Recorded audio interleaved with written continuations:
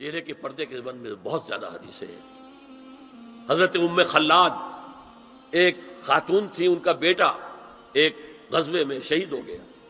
وہ اس کے بارے میں کچھ پوچھنے کے لیے حضور کے پاس آئی، صحابہ بیٹھے ہوئے تھے تو انہوں نے نقاب ڈالا ہوا تھا. منتقبۃ، نقاب کا لفظ بھی حدیث میں موجود ہے. اور یہ لوگ کہتے ہیں نقاب تو جو ہے یہ بعد کی پیداوار ہے، یہ لفظ کوئی ہے ہی نہیں. حجاب کا لفظ قرآن میں ہے، جلباب کا لفظ قرآن میں ہے، خمار کا ذکر قرآن میں ہے. اور یہ منتقبۃ، نقاب ڈالی. لوگوں نے کہا عجیب عورت ہے یہ، اس کا بچہ شہید ہو گیا ہے، مطلب یہ کہ سخت صدمے کی کیفیت ہے اور یہ اس وقت بھی اس نے نقاب ڈالی ہوئی ہے.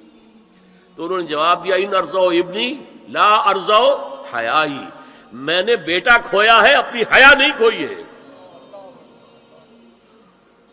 یہ ہے ہماری تہذیب، یہ ہمارا تمدن، اسی پر ہمارے گھر بنتے تھے. یہ تو مغربی تہذیب نے آ کر ہمارے گھر بنائے، آگے سے کھلا پیچھے سے کھلا، کھلا ہی کھلا.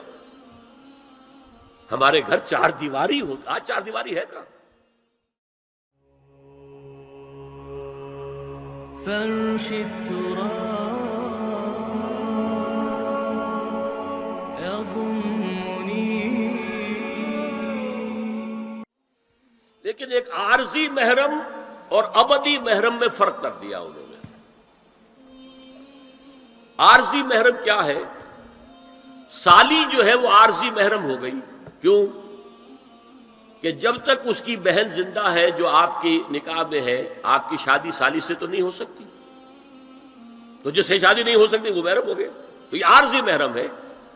ہاں اگر آپ کی زوجہ فوت ہو جائے تو پھر نکاح ہو سکتا ہے. یہ عارضی اس وجہ سے ہے، پھر وہ نامحرم ہو جائے گا.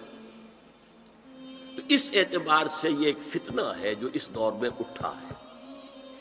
محرم کوئی عارضی نہیں ہوتا، محرم وہی ہے جو ابدی محرم.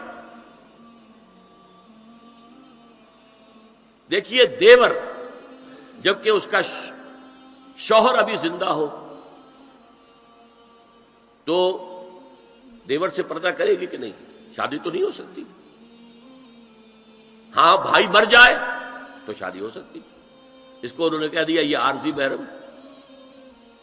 اسی طریقے سے بھابھی جبکہ بھائی ابھی زندہ ہے، پردہ نہیں، وہ شادی نہیں ہو سکتی. بھائی فوت ہو جائے شادی ہو سکتی، عارضی ہو.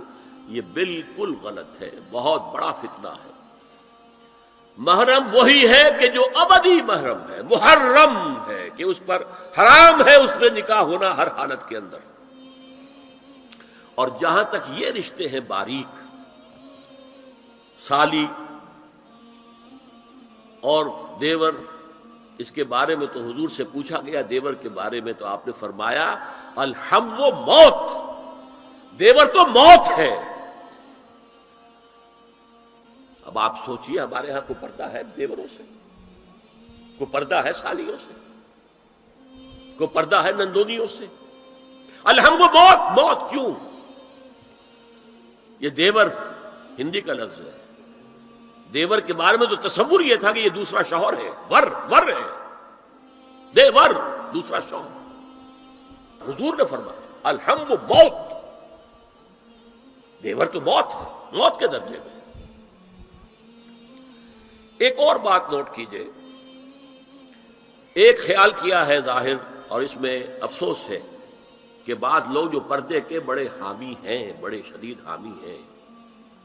ایک صاحب وہ بھی ہیں کہ جنہوں نے ایک بہت بڑی کتاب پردے پر لکھی اور بڑی عظیم کتاب تھی.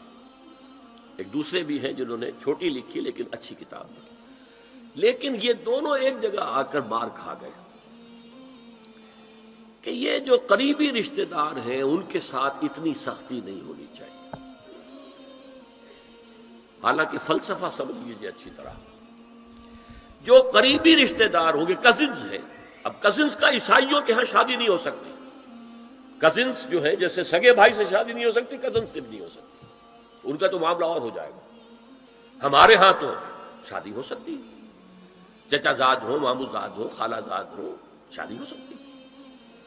اس اعتبار سے جن سے جتنے زیادہ ربط کا معاملہ ہے اتنا ہی اندیشہ زیادہ ہے. ایک عورت نے کسی کو راستہ چلتے ہوئے ایک مرد کو دیکھا، فرض کیجئے کہ اس کی نگاہ کے اندر کوئی وہ کھب گیا کسی وجہ سے، مردانہ وجاہت اسے اچھی لگی. پھر تو اس سے ملنا ہے نہیں دیکھنا ہے، وہ تو راستے کا معاملہ تھا، آیا گیا ختم ہو جائے گا۔ جو گھر میں آ جا رہے ہوں ان سے تو زیادہ پردے کی ضرورت ہے، کانٹیکٹ کے مواقع زیادہ ہیں، بات شروع ہوگی بڑھتی چلی جائے گی کانٹیکٹ کی وجہ سے۔ اچھا اسی میں ایک بات دیکھیے، کچھ لوگ کہتے ہیں اچھا جی تو پھر مردوں کا بھی پردہ ہونا چاہیے۔ نہیں، عورت کا مرد کو دیکھنا کچھ اور ہے، مرد کا عورت کو دیکھنا کچھ اور ہے۔ مرد کی فطرت میں گرے اقدام ہے، آگے بڑھ کر کچھ ہے حاصل کرنا، عورت کی فطرت میں بلکہ اس کا حسن اس میں ہے گریز، پیچھے ہٹنا۔ لہذا پردہ عورت کے لیے مرد کے لیے نہیں۔ لیکن اگر کسی مرد سے ایک رابطے کا معاملہ زیادہ ہونے کا امکان ہو تو نابینا سے بھی پردہ ہے۔ وہ میں آپ کو حضرت ام سلمہ اور حضرت میمونہ نبی صلی اللہ علیہ وسلم کے پاس بیٹھی تھی، اتنے میں حضرت ابن ام مکتوم آ گئے۔ نبی صلی اللہ علیہ وسلم نے ان دونوں سے فرمایا احتجبا منہ، ان سے پردہ کرو۔ ازواج نے عرض کیا یا رسول اللہ الیس اعمی لا یبصرنا ولا یعرفنا، حضور کیا یہ اندھے نہیں ہیں، یہ نہ ہمیں دیکھ رہے ہیں نہ ہمیں پہچانتے ہیں؟ فرمایا افعمغایان انتما، کیا تم دونوں بھی اندھی ہو؟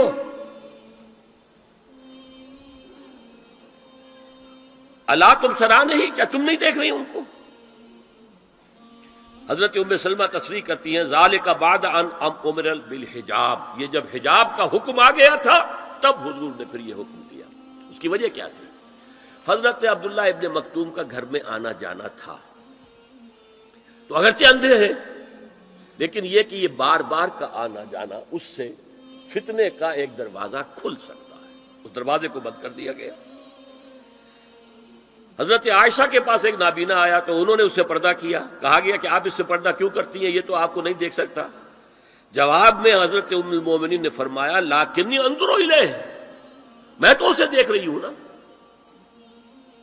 عورت مرد کو دیکھے، البتہ یہ کہ عام حالات میں آپ بازار میں چل رہے ہیں، عورت جا رہی ہے، کوئی سوق باہر نکلنا پڑا ہے، تو اس حالت میں اگر وہ مرد کو دیکھتی ہے تو اس میں در حقیقت وہ فتنہ نہیں ہے کہ جو گھر میں آنے جانے والے لوگوں کا ہے۔ تو جو یہ کزنز ہیں، جو قریبی رشتہ دار ہیں، جن کا آنا جانا زیادہ ہے، ان سے زیادہ سخت پردہ ہونا چاہیے بنسبت اجنبیوں کے، کہ اجنبیوں سے آج اگر کوئی دیکھ بھال ہوئی ہے تو اس کے بعد پتہ نہیں پھر کبھی دیکھے گا بھی کہ نہیں، یا دکھے گی کہ نہیں۔ میں تو آپ کو سنا نہیں سکا، میرے پاس تو بہت زیادہ حدیثوں کا مواد تھا۔ چہرے کے پردے کے لیے حدیثیں جو ہیں، استیزان کے لیے کتنی حدیثیں ہیں، چہرے کے پردے کے بارے میں بہت زیادہ حدیثیں ہیں۔ حضرت ام خلاد ایک خاتون تھی، ان کا بیٹا ایک غزوے میں شہید ہو گیا، وہ اس کے بارے میں کچھ پوچھنے کے لیے حضور کے پاس آئی، صحابہ بیٹھے ہوئے تھے تو انہوں نے نقاب ڈالا ہوا تھا، منتقبۃ، نقاب کا لفظ بھی حدیث میں موجود ہے، اور یہ لوگ کہتے ہیں نقاب تو جو ہے یہ بعد کی پیداوار ہے، یہ لفظ کوئی ہے ہی نہیں۔ حجاب کا لفظ قرآن میں ہے، جلباب کا لفظ قرآن میں ہے، خمار کا ذکر قرآن میں ہے، اور یہ منتقبۃ نقاب ڈالی۔ لوگوں نے کہا عجیب عورت ہے یہ، اس کا بچہ شہید ہو گیا ہے، مطلب یہ کہ سخت صدمے کی کیفیت ہے، اور یہ اس وقت بھی اس نے نقاب ڈالی ہوئی ہے۔ تو انہوں نے جواب دیا ان ارزو ابنی لا ارزو حیائی، میں نے بیٹا کھویا ہے، اپنی حیا نہیں کھوئی ہے۔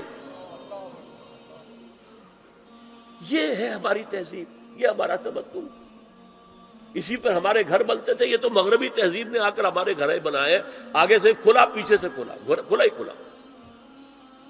ہمارے گھر چار دیواری ہوتا، آج چار دیواری ہے کہاں؟